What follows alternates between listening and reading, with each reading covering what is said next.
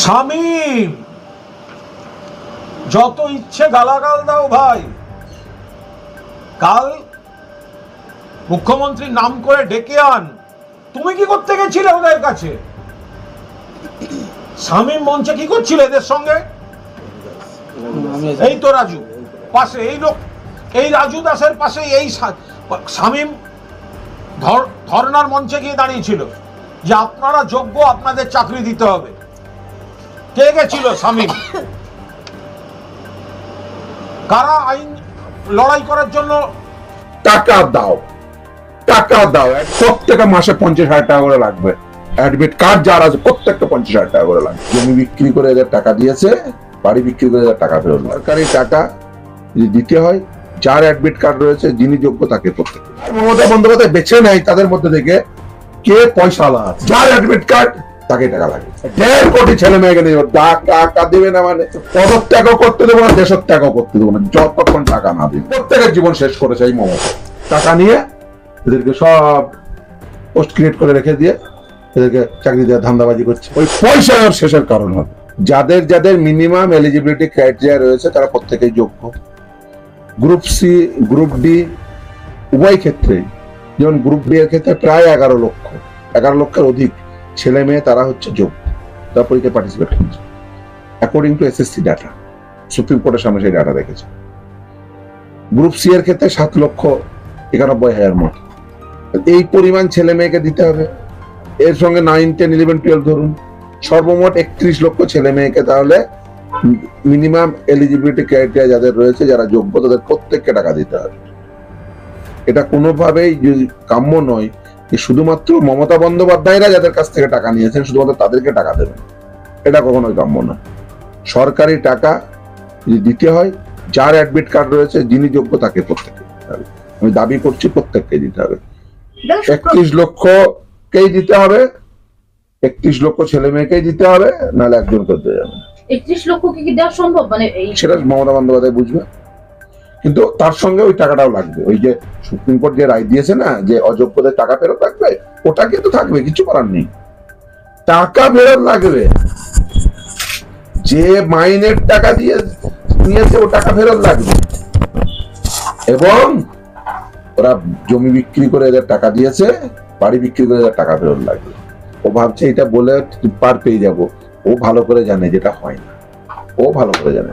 এটা বলে ওদেরকে চুপ করে দিতে যাবে, কারণ না হলে ওরা তৃণমূল নেতাদের বাড়ি চড়াও হবে, তৃণমূল নেতাদের বাড়ি চড়াও হবে। ওই জন্য ও চড়াও হওয়া আটকাতে ও বেসিক্যালি এসব বলে বেড়াচ্ছে। কিন্তু ও যদি মনে করে, ও ভাবছে যে একটা অবৈধ কাজ করে দেবো, তারপর আদালতে মামলা স্টে হয়ে যাবে, আবার ওদেরকে গালাগালি দেবো, বলবো দেখো আদালতে, দেখো তোমাদের টাকা দিতে চাইছিলাম, দেখো আটকে গেল, আদালত আটকে দিল। ওই বলে আমরা এবার স্ট্র্যাটেজিটা উল্টো করে দেবো, একদম পরিষ্কার। যার অ্যাডমিট কার্ড তাকে টাকা লাগবে। অ্যাডমিট কার্ড ইজিক্যাল টু মাসে 50,000 টাকা। যত অ্যাডমিট কার্ড আছে সবাই মমতার দিকে ছুটবে। টাকা দাও, টাকা দাও। আর মমতা বন্দ্যোপাধ্যায় লাগবেই তো বার্তা। আপনারাও সবাই যোগ্য। এখানে অনেক ছেলে মেয়ে আছে আমি যাদের চিনি, তারা প্রত্যেকেই যোগ্য। মাস্টার ডিগ্রি করেছেন, মাস গেলে 10,000, 12,000 টাকায় এই কাজ করছেন পুরো মাসে। আপনাদের প্রত্যেকে 50,000 টাকা, আপনাদের অনেকের কাছে অ্যাডমিট কার্ড আছে আমি জানি না, প্রত্যেকে আমি নিয়ে যাবো, দেখ না, আমি নিয়ে যাবো প্রত্যেক। 1.5 কোটি ছেলে মেয়েকে নিয়ে যাবো, টাকা দেবে না, মানে পদত্যাগও করতে দেবো না, দেশের ত্যাগও করতে দেবো না যতক্ষণ টাকা না দিবি। একজনকে যদি সরকারি টাকা দেয়, প্রত্যেকের টাকা লাগবে। এই ছেলে মেয়ে যে সংবাদপত্র যারা কাজ করে, তারা প্রত্যেকে, কারোর বিএড আছে, কারোর ডিএলএড আছে, সব মাস্টার ডিগ্রি করেছে, বিভিন্ন পরীক্ষায় অ্যাডমিট কার্ড আছে। তারা প্রায় 10,000, 12,000 টাকায় কাজ করছে, 15,000 টাকায় কাজ করছে। তাহলে প্রত্যেকের জীবন শেষ করেছে এই মমতা।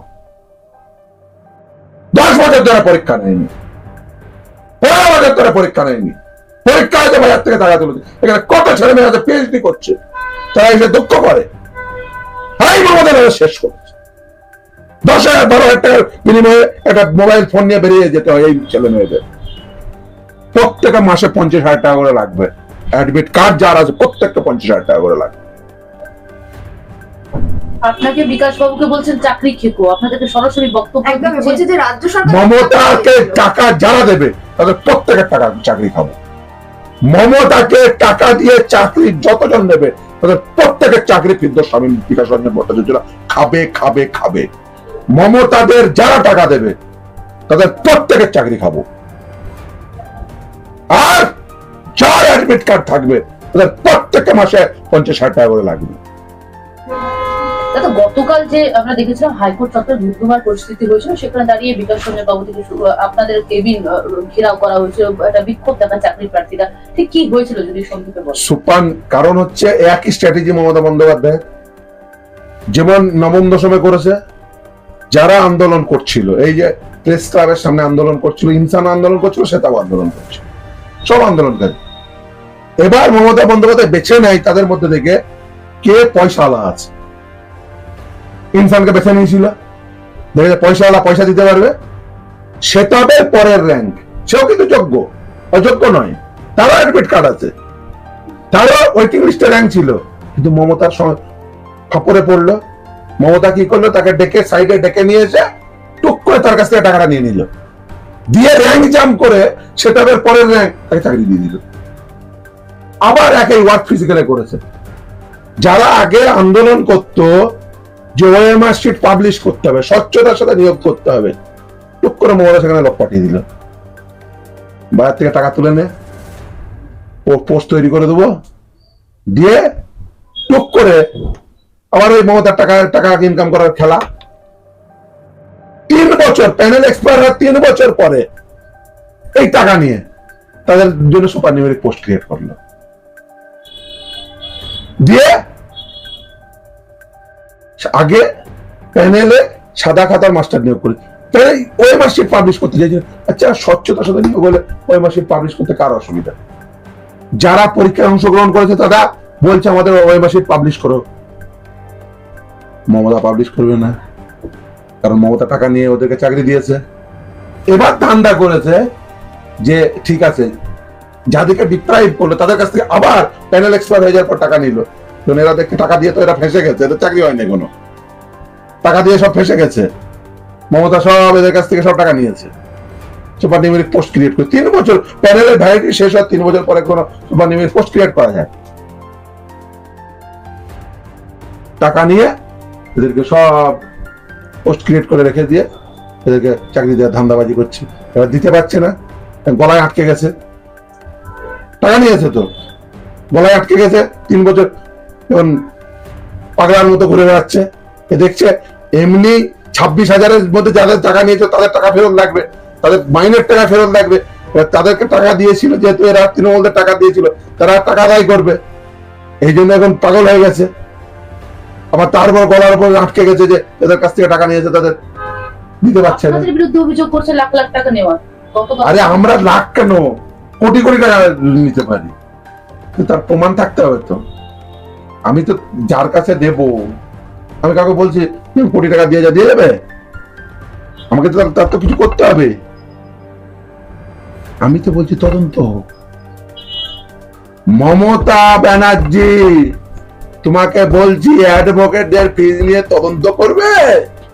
ফিরদৌস শামীম সবার আগে বলছে তদন্ত কর। ওই একবার কুণাল বলেছিল, ওই জেল খাটা আসামিটা একবার বলেছিল, তো বলেছিলাম তদন্ত কর, সরকারের কোষাগার থেকে কত টাকা দিয়েছিস তদন্ত কর।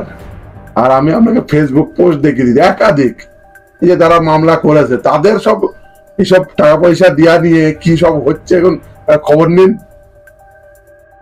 কি কোথায় টাকা দিয়ে দেয়, যে জনগণের টাকা। আমি ফিরদৌস শামীম, আমি ব্যক্তিগতভাবে কার সাথে এ করব, আমি এদের কারোর দেখাতে পারবে? একজনের মামলা করলে তো তার রেকর্ড থাকবে।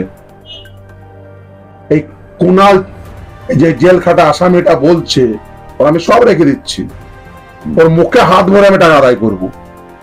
ওই যে যদি আমার নাম বলে দেয়, ওর মুখে হাত ভরে আমি টাকা আদায় করবো, আমাকে চিনে নেবো, ওর মুখে হাত ভরে আদায় করবো যদি রেকর্ড না দেখাতে পারে। যে ফিরদৌস শামীম নিয়েছে বলছে, ওই রেকর্ড আমি রেখে দিচ্ছি। আর মমতা নিয়েছে, আমি চোখের সামনে বলে দিচ্ছি। এই ক্যামেরার সামনে বলছি, মমতা ব্যানার্জি নিয়েছে। কুণাল ঘোষ তো বলছেন আপনারা নিয়োগে জটিলতা সৃষ্টি করছেন।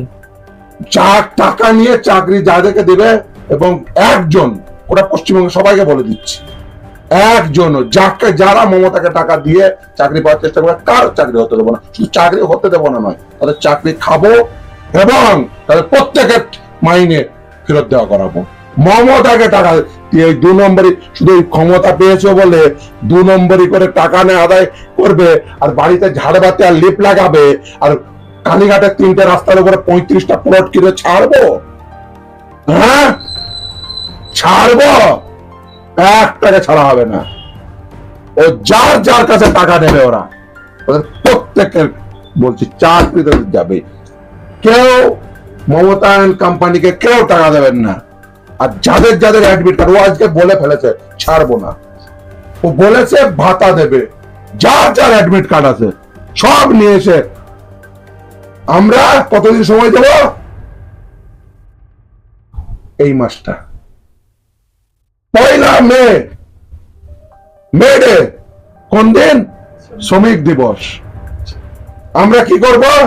সেই দিন থেকে আমরা শুরু করব। কি শুরু করব?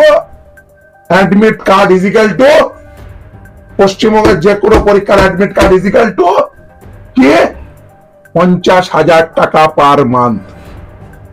যে কোনো পরীক্ষায় টেটের অ্যাডমিট কার্ড ইজিক্যাল টু 50,000 টাকা পার মান্থ।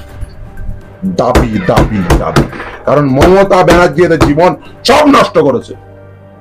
এক অ্যাডমিট কার্ড ইজিক্যাল টু 50,000 টাকা পার মান্থ। টেটের 2014 অ্যাডমিট কার্ড আছে, কত পাবেন? 50,000 টাকা পার মান্থ।